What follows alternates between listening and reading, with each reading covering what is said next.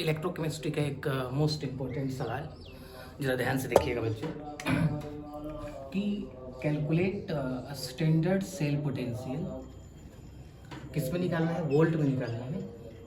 और एक रिएक्शन दे रखी है Fe+2 से Fe+2 से Fe+3 हो रहा है और Ag+Ag में चेंज हो रहा है।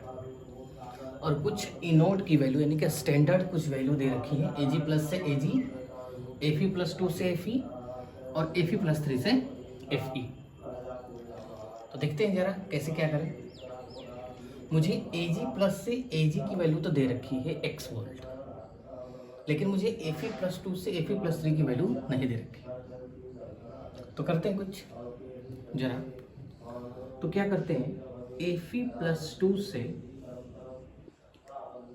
Fe में चेंज हो जाएगा, तो एक इलेक्ट्रॉन निकलेगा यहाँ से, एक काम हो गया।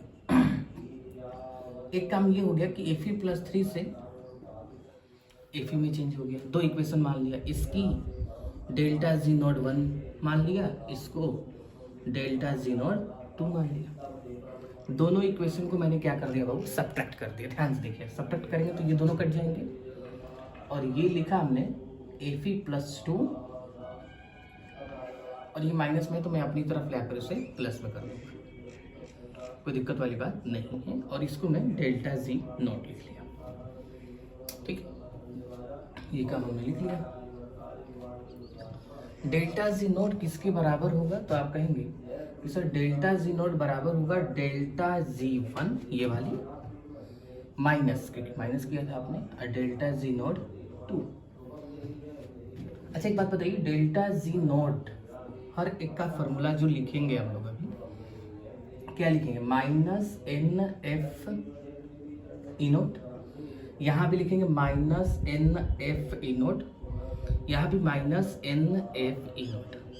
ध्यान से समझिएगा, यहाँ का -F, यहाँ का -F कॉमन लेकर इस -F से मैं क्या करूँगा, कट कर दूंगा, ठीक है क्या।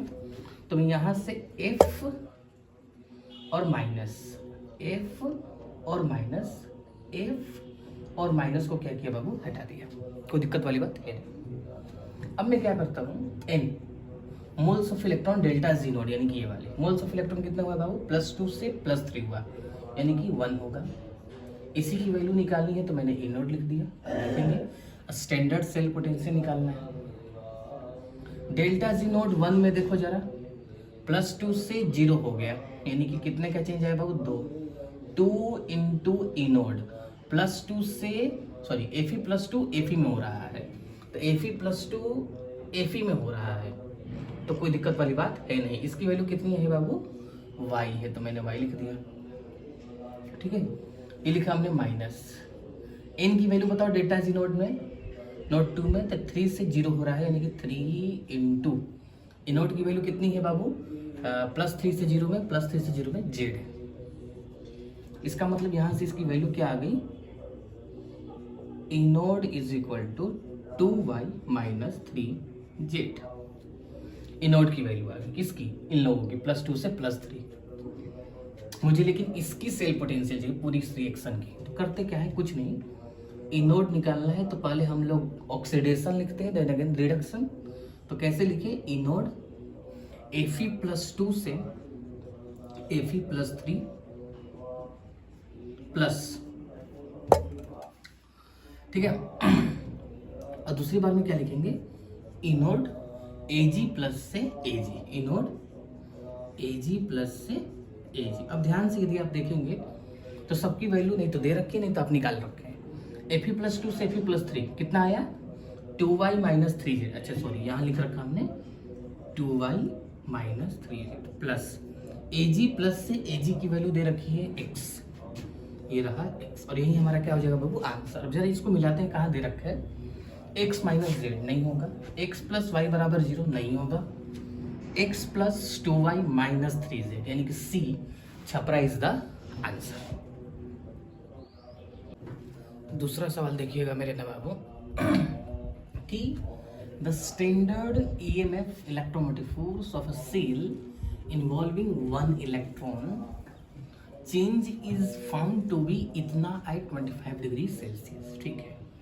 यानी कि ये जो दे रखा है वो स्टैंडर्ड यानी कि ए नॉट सेल की वैल्यू दे रखी है, और n बराबर कितना दे रखा है बाबू 1 इलेक्ट्रॉन, यानी कि n बराबर 1 हो गई।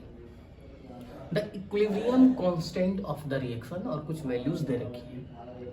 Equilibrium constant of the reaction formula क्या है, 25 डिग्री सेल्सियस का फार्मूला। 25 डिग्री सेल्सियस पर इक्विलिब्रियम कांस्टेंट निकालना हो तो फार्मूला बता रखा है हमने, E naught cell is equal to 0.059, कोई दिक्कत, अपॉन में क्या होगा बाबू n, और ये हो जाएगा बाबू लॉग के इक्विलिब्रियम।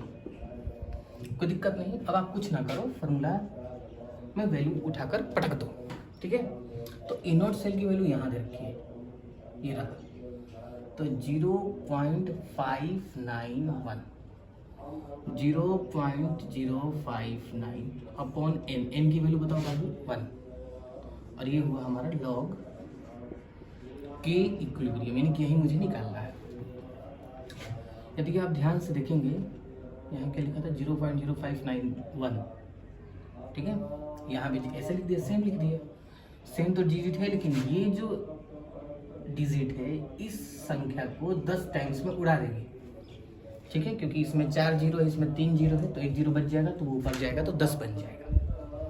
तो यहाँ से आंसर आ गया log 10 is equal to log K equilibrium, और लॉग होता है तो बेस में कितना होता है 10 होता है, इसीलिए के इक्विलिब्रियम की वैल्यू क्या होगी बाबू 10 की पावर 10। यही हमारा क्या हो जाएगा बाबू आंसर हो जाएगा। Thank you.